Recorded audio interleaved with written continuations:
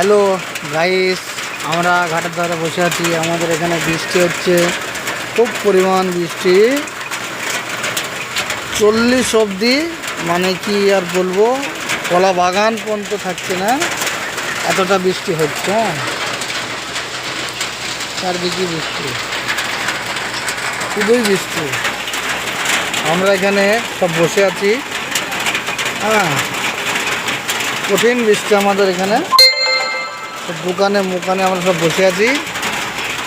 এমনকি কত ভাই ও আমরা যাচ্ছি।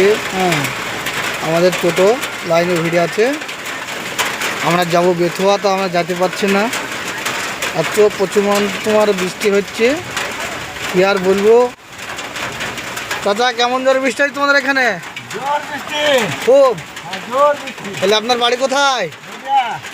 ও, তাহলে কোন গ্রাম হচ্ছে? ও আচ্ছা আচ্ছা, তাহলে আপনাদের এখানে প্রচণ্ড বৃষ্টি। তাহলে আপনারা লোকজন বসাতে পারছেন না গাড়িতে?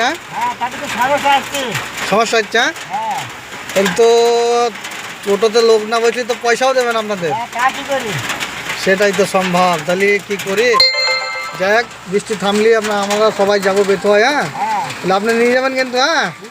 ঠিক আছে, ওকে।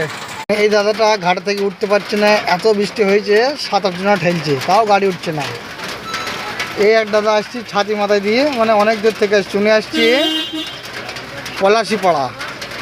বলকাটা গেঞ্জি গায়ে দিয়ে আমাদের 4 চাকা ইকো গাড়ি আসছে বর্ধমান জেলায় থেকে। আর এক দাদা আসছে ছাতি মাথায় দিয়ে। প্রচণ্ড বৃষ্টি, মানুষ চলতেই পারছে না, কি আর বলবো তোমাকে। এবারে আমাদের টোটো এখান থেকে ছাড়বে স্ট্যান্ডে থেকে। মাঠের রাস্তা, এখান দিয়ে লোক যাতায়াত করে, তা মোটেই যাওয়া যাচ্ছে না। রাস্তাটা খুব সুন্দর। এটা টোটো আছে, এটা হেভি টোটো, কি আর বলবো। ছোটো টোটো চড়লেই মানে যান জুড়িয়ে যাবে, এইটাই যা।